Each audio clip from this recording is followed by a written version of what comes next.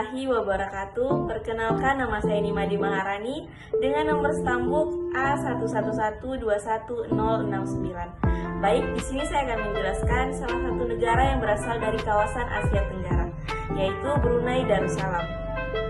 Secara geografis, negara Brunei Darussalam terletak di pantai barat Laut Pulau Kalimantan, yaitu Borneo. Sekitar 2/3 atau 75% jumlah penduduk Brunei adalah orang Melayu dan selebihnya orang Cina, Iban, dan Murut. Jumlah penduduk Brunei adalah 400.000 jiwa. Kelompok etnik minoritas yang paling penting dan yang menguasai ekonomi negara ialah orang Tionghoa yang menyusun lebih kurang 15% jumlah penduduknya. Brunei Darussalam memiliki warisan budaya yang kaya, namun modernisasi dan globalisasi dapat mengancam pelestariannya. Upaya untuk menjaga dan mempromosikan seni, musik, tarian, dan tradisi budaya lainnya menjadi hal yang sangat penting. Negara Brunei Darussalam adalah negara yang tak asing dengan kemakmuran kemasyarakatnya. Itu semua dikarenakan kestabilan perekonomian. Brunei Darussalam yang memiliki penghasilan sumber daya alam di bidang minyak bumi dan gas, itulah titik utama penghasilan masyarakat di negara ini. Brunei Darussalam juga memiliki seni dan budaya yang kaya. Seni dan budaya ini tercermin dari tarian, musik, dan seni rupa. Tarian dan musik tradisional Brunei Darussalam sering dipentaskan pada acara-acara resmi seperti upacara kenegaraan dan pernikahan. Adapun jenjang pendidikan di Brunei Darussalam terdiri dari 7 tahun pendidikan dasar, 3 tahun pendidikan menengah pertama, 3 tahun menengah atas, dan 2 tahun masa prakuliah. Baiklah, sekian informasi yang dapat saya sampaikan. Lebih dan kurangnya saya mohon maaf. Wassalamualaikum warahmatullahi wabarakatuh. Assalamualaikum warahmatullahi wabarakatuh. Halo guys, kembali lagi dengan saya Aprialdi. Kamboja terletak di bagian tenggara Asia, berbatasan dengan Thailand di barat dan barat laut, Laos di utara, Vietnam di timur, dan Teluk Thailand di selatan. Sebagian besar wilayahnya adalah dataran rendah, dengan Sungai Mekong menjadi elemen penting dalam lanskap geografis. Kamboja juga memiliki danau besar, seperti Danau Tonle Sap, yang merupakan danau air tawar terbesar di Asia Tenggara. Iklimnya tropis, dengan musim hujan dari Mei hingga November, dan musim kering dari Desember hingga April. Kamboja telah mengalami kemajuan dalam sektor pendidikan. Seiring berjalannya waktu, pemerintah dan mitra internasional telah bekerja sama untuk meningkatkan akses dan kualitas pendidikan di negara ini. Tingkat melek huruf Kamboja mengalami peningkatan dan upaya telah dilakukan untuk meningkatkan akses pendidikan dasar bagi semua anak. Program-program pembangunan infrastruktur sekolah, pelatihan guru, dan inisiatif peningkatan mutu pendidikan telah diluncurkan. Kamboja memiliki warisan budaya yang kaya, dengan pengaruh kuat dari sejarah Khmer yang megah. Kuil Angkor Wat, sebuah situs warisan dunia UNESCO, adalah simbol paling terkenal dari kekayaan budaya ini. Tarian tradisional seperti Apsara dan tarian Kebach, serta musik tradisional memainkan peran penting dalam seni pertunjukan Kamboja. Nilai-nilai sosial di Kamboja mencakup keterkaitan kuat pada keluarga dan komunitas. Tradisi keluarga dihormati, dan solidaritas keluarga seringkali menjadi dasar kehidupan masyarakat. Hierarki atau struktur hierarki dalam masyarakat juga seringkali dijunjung tinggi. Budaya sopan santun dan rasa hormat terhadap orang tua, guru, dan orang yang lebih tua umumnya dijunjung tinggi. Keberagaman etnis dan agama juga diterima dalam masyarakat, dengan mayoritas penduduk mengidentifikasi diri sebagai penganut agama Buddha. Kamboja memiliki populasi yang beragam etnis, dengan mayoritas penduduk berasal dari suku Khmer. Pada tahun 2022, jumlah penduduk Kamboja diperkirakan mencapai sekitar 16 juta orang. Ibu kotanya adalah Phnom Penh. Bahasa resmi negara ini adalah Khmer. Ekonomi Kamboja telah tumbuh pesat dalam beberapa dekade terakhir. Meskipun masih ada tantangan terkait kemiskinan dan akses ke layanan dasar, sektor pertanian memainkan peran besar dalam perekonomian, sementara industri pariwisata dan garmen juga menjadi sektor utama. Baiklah, itulah. Halo semua, perkenalkan, nama saya Maria Goreti Doa dengan stambuk A111215056. Di sini saya akan menjelaskan sedikit tentang karakteristik peradaban masyarakat di Filipina. Yang pertama, kondisi geografis. Filipina terletak di bagian barat perairan Samudra Pasifik dan sebelah timur perairan Laut Cina Selatan. Filipina tidak memiliki batas darat secara langsung dengan negara lain. Secara geografis, Filipina berbatasan langsung dengan Indonesia dan Malaysia di sisi selatan, Indonesia dan Papua Nugini di sisi timur, serta Laut Cina Selatan di sisi utara. Filipina merupakan negara kepulauan yang terdiri atas 7.107 pulau. Filipina juga memiliki sengketa wilayah dengan beberapa negara terkait kepemilikan minyak, gas alam, dan pulau-pulau tertentu. Yang kedua, kondisi demografis. Kondisi demografis Filipina menunjukkan bahwa penduduknya secara umum terdiri dari populasi muda. Sekitar 64% penduduk Filipina berada di rentang usia 15 hingga 64 tahun, dengan lebih dari 30% berusia antara 0 hingga 14 tahun. Penduduk perkotaan pada tahun 2023 sekitar 47,1% dengan kepadatan penduduk sebesar 394 orang per kilometer persegi. Berbagai aspek populasi, termasuk etnisitas, tingkat pendidikan, kesehatan, status ekonomi, dan afilisasi agama, dicatat dalam demografi Filipina. Yang ketiga, nilai sosial. Nilai sosial masyarakat Filipina mencakup berbagai aspek yang penting dalam kehidupan sehari-hari. Beberapa nilai yang ditekankan dalam masyarakat Filipina meliputi tata nilai terkait masyarakat seperti tata kelola yang baik, cinta akan negara, kejujuran, dan integritas. Nilai personal seperti nilai diri, kehidupan, dan tujuan, ketahanan, dan kebahagiaan juga dianggap penting dalam budaya Filipina. Nilai ini membentuk keyakinan budaya dan asumsi tentang apa yang diinginkan secara sosial dengan harapan perilaku yang sesuai dalam situasi tertentu.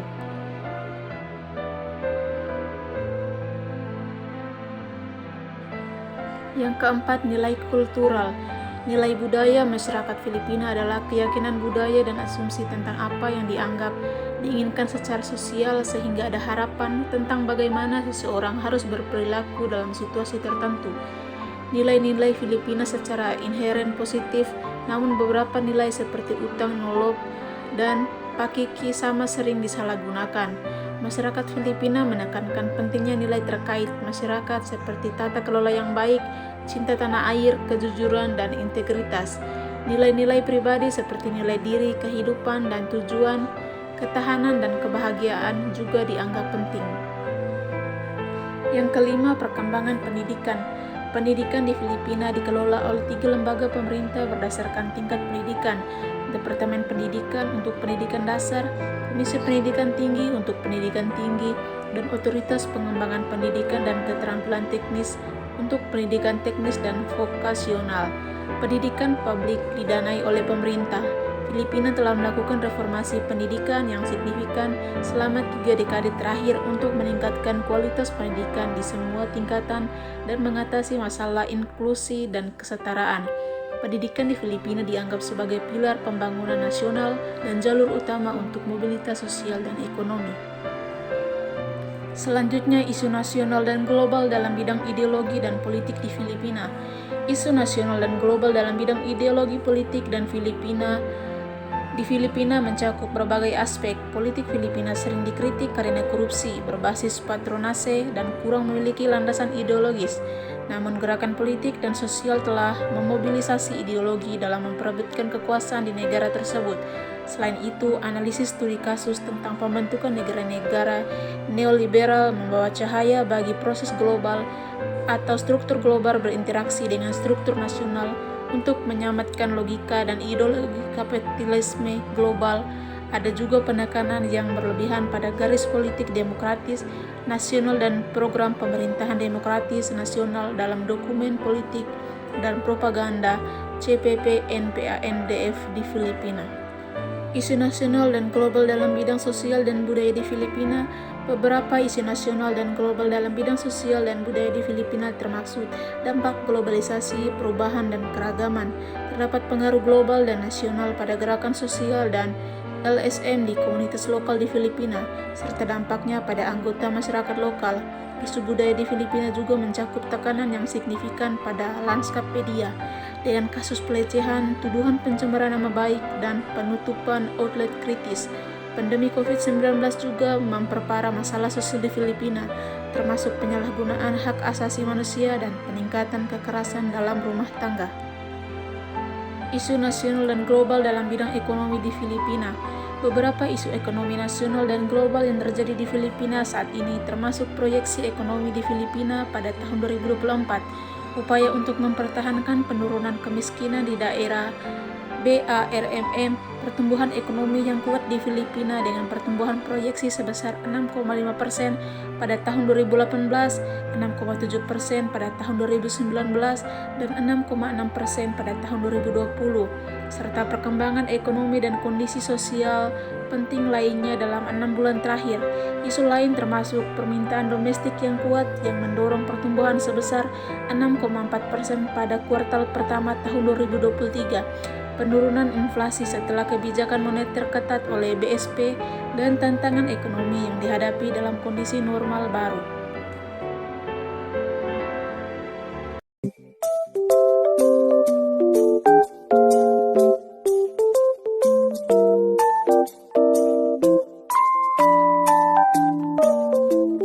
Assalamualaikum warahmatullahi wabarakatuh. Perkenalkan, nama saya Meliana dengan nomor stambuk A1121085. Saya mahasiswa dari Prodi Pendidikan Bahasa dan Sastra Indonesia kelas B. Adapun tujuan saya membuat video ini yaitu untuk memenuhi tugas akhir mata kuliah Pendidikan Komunitas Asia. Baik, adapun materi yang akan saya bahas yaitu materi mengenai negara yang berada di kawasan Asia Tenggara, tepatnya negara Singapura. Karakteristik peradaban masyarakat Singapura. Kondisi geografis. Singapura terletak di ujung selatan semenanjung Malaysia. Secara geografis, Singapura adalah pulau yang relatif kecil dengan luas sekitar 721,5 km persegi. Negara ini terhubung dengan Malaysia melalui sebuah jembatan di utara dan melalui sebuah jalan tol di barat. Selain pulau utama, Singapura juga terdiri dari beberapa pulau kecil di sekitarnya. Iklimnya tropis dengan suhu yang tinggi sepanjang tahun dan curah hujan yang cukup merata. Kondisi demografi. Singapura memiliki populasi yang beragam etnis, dengan mayoritas penduduk berasal dari keturunan Tionghoa, Melayu, India, dan lainnya. Bahasa resmi negara ini adalah bahasa Melayu, tetapi Inggris, Mandarin, dan Tamil juga umum digunakan. Singapura dikenal karena kebijakan multikulturalnya yang mendorong harmoni antar etnis. Mayoritas penduduknya tinggal di perkotaan, dan negara ini memiliki tingkat urbanisasi yang tinggi. Dengan tingkat literasi yang tinggi dan sistem pendidikan yang baik, Singapura dikenal sebagai pustaka keuangan dan pendidikan di kawasan Asia. Nilai kultural di Singapura mencerminkan pluralisme etnis dan keberagaman budaya. Konsep rukun negara mencakup prinsip-prinsip toleransi antar etnis dan agama. Singapura juga menerapkan pendekatan yang kuat terhadap harmoni etnis, mempromosikan pemahaman antara kelompok-kelompok yang berbeda. Nilai-nilai seperti kerja keras, disiplin, dan tanggung jawab sangat dihargai dalam masyarakat Singapura. Beberapa nilai sosial yang dihargai di Singapura. Assalamualaikum warahmatullahi wabarakatuh. Perkenalkan, nama saya Farah Humairah dengan NIM A111211071. Di sini saya akan membahas tentang negara Indonesia. Negara Indonesia, keadaan geografis. Indonesia, dengan nama resmi Republik Indonesia, adalah sebuah negara kepulauan di Asia Tenggara yang dilintasi garis khatulistiwa dan berada di antara daratan benua Asia dan Oseania, sehingga dikenal sebagai negara lintas benua serta antara Samudra Pasifik dan Samudra Hindia. Kondisi demografis. Jumlah penduduk Indonesia mencapai 275,36 juta jiwa pada Juni 2022. Dari jumlah tersebut, ada 190,83 juta jiwa atau 69,3% penduduk Indonesia yang masuk kategori usia produktif, 67,16 juta jiwa atau 24,39% penduduk usia belum produktif, dan sebanyak 17,38 juta jiwa atau 6,31% merupakan kelompok usia sudah tidak produktif. Nilai kultural. Beberapa nilai-nilai kultural bangsa Indonesia mencakup nilai religius, nilai ramah tamah, nilai gotong royong, dan nilai rela berkorban. Kemudian nilai sosial. Nilai sosial yang ada di Indonesia antara lain menghormati orang tua, guru, dan orang yang lebih tua, menjaga kebersihan lingkungan, dan tidak merokok di tempat umum. Dan perkembangan pendidikan. Perkembangan pendidikan di Indonesia telah melalui berbagai fase, dari masa prakemerdekaan hingga saat ini. Pendidikan di Indonesia mengalami perkembangan yang signifikan. Sebelum kemerdekaan, pendidikan di Indonesia masih sangat terbatas, terutama untuk masyarakat pribumi. Setelah kemerdekaan, pemerintah Indonesia mulai memperluas akses pendidikan dan meningkatkan kualitasnya. Pendidikan di Indonesia saat ini telah mencapai tingkat yang lebih baik, meskipun masih banyak tantangan yang harus dihadapi, seperti akses pendidikan yang belum merata dan kualitas pendidikan yang masih perlu ditingkatkan. Isu-isu nasional, bidang ideologi dan politik. Tantangan terbesarnya secara eksalasi isu itu ada 3. Yang pertama, politik identitas. Yang kedua, informasi-informasi yang terkait dengan hoaks. Yang ketiga adalah tentang hate speech atau ujaran-ujaran kebencian, terutama yang terkait dengan politik identitas bidang sosial. Budaya. Bidang sosial budaya mempunyai tugas membantu kepala badan dalam perencanaan pembangunan yang meliputi urusan sosial, pemberdayaan masyarakat, Trantibum, Limnas, administrasi, kependudukan, dan pencatatan sipil, kebudayaan, perpustakaan, kearsipan, dan sekretariat dewan, serta melaksanakan tugas lain yang diberikan kepala badan sesuai dengan bidang tugasnya. Kemudian bidang ekonomi. Ada tanda-tanda bahwa pertumbuhan ekonomi Indonesia mulai mempercepat lagi setelah perlambatan ekonomi di tahun 2011 sampai dengan 2015. Dengan demikian, kita mungkin berada pada awal sebuah masa yang dicirikaskan pertumbuhan ekonomi yang pesat. Namun, juga harus digarisbawahi bahwa Indonesia adalah negara yang kompleks dan berisi resiko tertentu untuk investasi. Lagi pula, dinamika dan konteks negara ini ikut membawa resiko. Untuk menyadari resiko yang terlibat, kami menyarankan Anda untuk membaca bagian resiko investasi di Indonesia dan melacak perkembangan ekonomi politik dan sosial terbaru di Indonesia melalui bagian berita, bagian bisnis, dan bagian keuangan. Kemudian bidang pertahanan dan keamanan. Sistem pertahanan dan keamanan rakyat semesta oleh Tentara Nasional Indonesia adalah Kepolisian Negara Republik Indonesia sebagai kekuatan utama dan rakyat sebagai kekuatan pendukung. Assalamualaikum warahmatullahi wabarakatuh. Saya atas nama Cynthia Vitasari, Stambuk A11121098. Di sini saya akan menjelaskan sedikit tentang negara Vietnam. Kondisi geografis negara Vietnam yaitu memiliki pegunungan di bagian utara, tengah, dan selatan. Di utara terdapat pegunungan Hong Lien Son yang merupakan bagian dari pegunungan Himalaya, sedangkan di tengah terdapat pegunungan Trong Son yang membentang dari utara ke selatan. Di selatan terdapat pegunungan Anamite yang membentang dari utara ke selatan sepanjang perbatasan dengan Laos dan Kamboja. Dataran rendah yang subur di Vietnam memberikan kesempatan untuk pertanian yang berkelanjutan seperti budidaya padi dan sayuran. Baik, selanjutnya itu kondisi demografis. Populasi Vietnam di tahun 2023 mencapai 98 juta jiwa. Usia rata-rata Vietnam adalah 32 tahun. Angka kesuburan total sebesar 2,1 mewakili tingkat kesuburan. Baik, selanjutnya nilai kultural. Dalam keadaan kecenderungan integrasi internasional, kebudayaan Vietnam sedang berada dalam proses integrasi dengan kebudayaan internasional. Pada latar belakang ini, sistem nilai budaya Vietnam terkenal banyak pengaruh baik dari dalam maupun dari luar. Yang selanjutnya yaitu nilai sosial.